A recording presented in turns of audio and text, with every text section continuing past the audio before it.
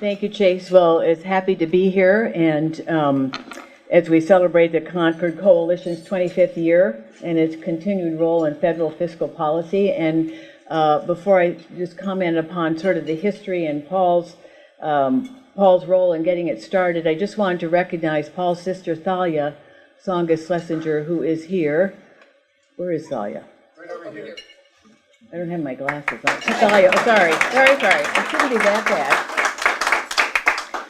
Because Thalia was very much a part of everything Paul did in terms of his various political endeavors, and certainly very much a part of his presidential campaign, and knows as well as any of us who were part of that, Scott Lehigh, who was here, and I remember covering us at certain points along the way, just how strongly he felt about fiscal responsibility and not saddling future generations with really egregious debt.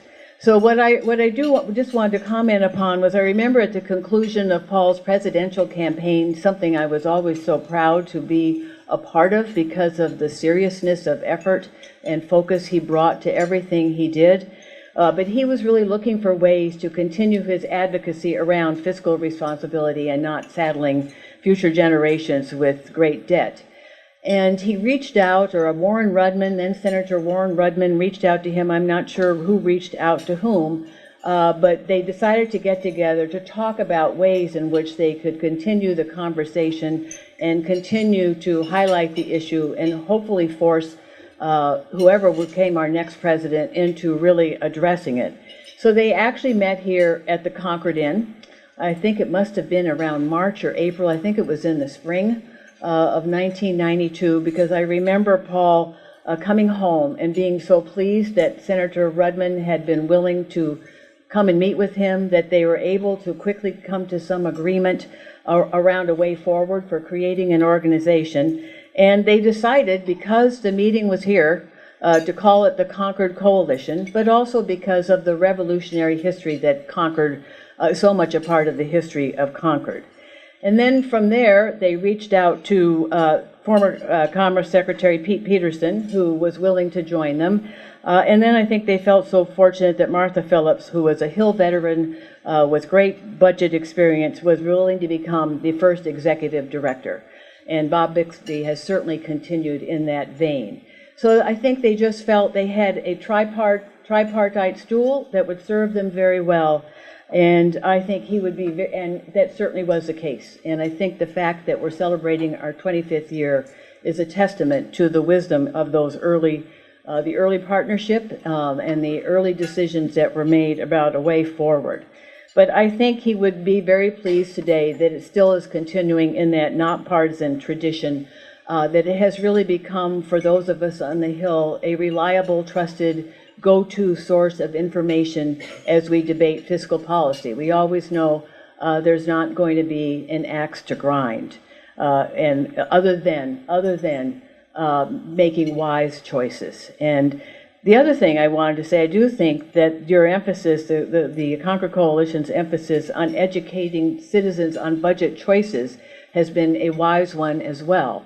So as we were in the midst of the Great Recession and making extraordinary expenditures in order to stabilize the country's the economics of this country, there was a lot of rightly anxious concern about a way forward. And the Concord Coalition was putting together sort of a traveling effort in which citizens could come together and be parceled out into tables of people and have to make some of the tough fiscal choices that we in Washington are tasked with making. And I remember we held such an event here in Concord, over in West Concord. We had, I don't know, I think maybe 50, 60, maybe even 100 people show up to it. We divided people into tables of differing points of view. We didn't want all the people who believed in federal spending at one table. We wanted to have a mixture. And as I recently made a decision not to run again for re-election come at the end of next year, I got a card from someone who participated in that. And she was from Sudbury, a community here, and she said, quote, "I participated in what was the best exercise in democracy, besides voting, when you worked with the Concord Coalition to have people tackle the federal deficit. Bringing together many people of different political perspectives to actually look at and try and solve a huge problem was challenging and instructive. It taught me and my husband a great deal about our political process at a practical level. So just to say that it's so easy when you're sitting in your home to say we should do X or we shouldn't do Y, but to bring people together and have them make some of those tough choices, I think, was revealing. We also had a gentleman attend that event who has a particular, we call him by a particular name. He is not a fan of the federal government. He does not support federal spending at many levels. And he was at one of the tables, and I remember that he was actually silenced. That in the course of the discussion, he came to the table itself, and the participants at the table just sort of made it clear that you just can't be visceral about these things, that you have a lot to weigh, and that the way forward is never as simple as we would like.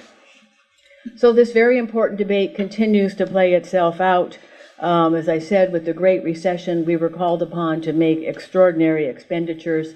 I can remember being on the floor of the House as we were called to deal with Wall Street falling apart and then follow on the Great Recession, and you had to kind of just make these decisions in the moment, and with the trust that they were wise decisions that would serve this country well, even though they represented extraordinary sums of money from the point of view of the average citizen, the citizen at home who's struggling every day to make their basic payments. And I do think that since then those decisions have proved us right.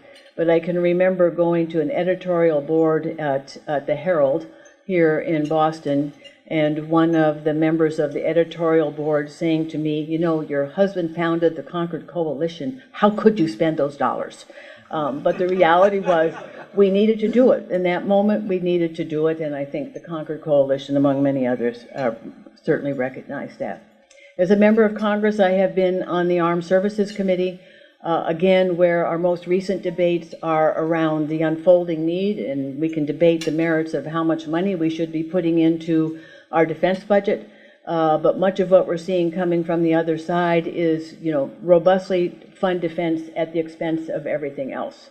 So as a Democratic member of Congress, I do think there are instances in which we need to make greater defense expenditures, but not at the expense of everything else.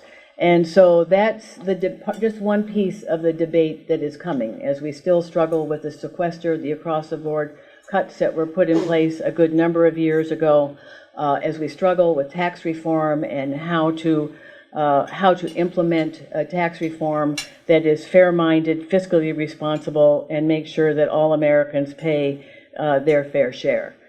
Despite all the loud protestations around fiscal responsibility, we do see my colleagues on the other side of the aisle moving to something very different, in which they would put in place a tax reform package that really is designed to benefit those who least need it, and at the expense of everything else, essentially starving so much of what government does.